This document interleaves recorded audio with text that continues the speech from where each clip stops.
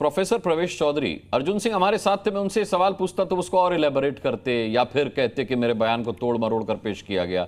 लेकिन सवाल यह है कि जब हम विपक्ष के ऊपर यह आरोप लगा रहे हैं कि भाई इस तरीके की बयान देकर के विपक्ष जो है वो देश में नेपाल जैसी अराजकता फैलवाना चाहता है, तब क्या अर्जुन सिंह जैसे नेता जब ये कहते हैं कि भाई पश्चिम बंगाल के युवाओं को नेपाल से सीख लेनी चाहिए, कोई भी भ्रष्ट शासन बिना खून खराबे के खत्म नहीं होता, तो क्या वो पश्चिम बंगाल को नेपाल बनाना नहीं चाहते हैं? क्या वो वही काम नहीं कर रहे जो विपक्ष कर रहा है?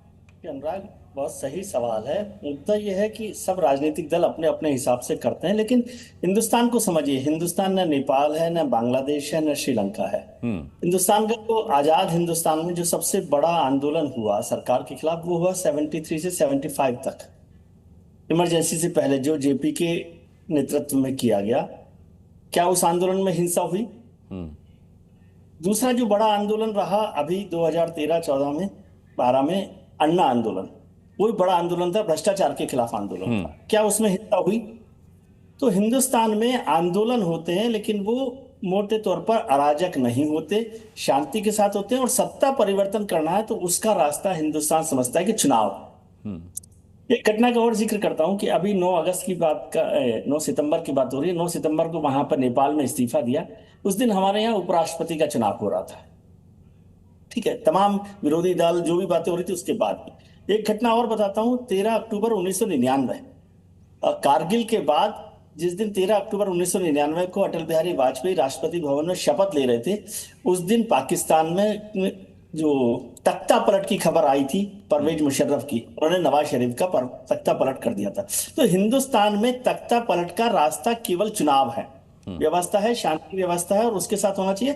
और ये बात बार बार करके, ये हो सकता है कि अशांति तो होती है किसी भी इतने बड़े देश में, नाराजगी भी हो सकती है, बेरोजगारी भी हो सकती है, महंगाई भी हो सकती है, तमाम चीजें हो सकती है, लेकिन हिंदुस्तान अराजकता का और जो हिंसा का रास्ता मोटे तौर पर नहीं अपनाता। ये बार बार बात करके यदि आप इसको ये कहें कि प्रवोक कर रहे हैं, तो भी कोई, मैं बहुत गलत बात नहीं मानता। लेकिन सभी राजनीतिक दल, यदि पश्चिम बंगाल में अर्जुन जी कहें या भारत के किसी दूसरे हिस्से में समाजवादी पार्टी कांग्रेस कहे, तो ये स्वीकार नहीं हो सकता है। और हिंदुस्तान में जब भी सत्ता परिवर्तन हुआ है, चुनाव के रास्ते से हुआ है। बहुत सारे लोग भले ही वोट चोरी करें, वोट चोरी के बाद भी यहाँ पर कोई अराजकता नहीं हुई है, वोट चोरी के आरोप लगते रहे लेकिन अराजकता नहीं हुई।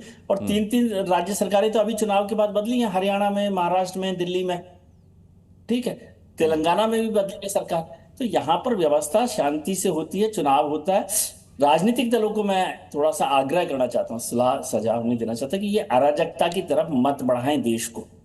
और यदि वो समझ रहे कि नेपाल में जो हुआ है, बांग्लादेश में हुआ है, तो उसको समझिए कि उसके नतीजे कितने खतरनाक हैं। हिंदुस्तान विविधता वाला देश है, इतना बड़ा ज्योग्राफी है, इतना बड़ा मुल्क है, इतने बड़े राज्य हैं, वहां ये संभव नहीं है। लेकिन आप उस तरफ मत धकेलिए, यदि वो हुआ तो आग में सब जलेंगे। ऐसा मत सोचिए ना। वहां पर नेपाल में भ्रष्टाचार के खिलाफ मामला था, वो सरकार के खिलाफ नहीं है।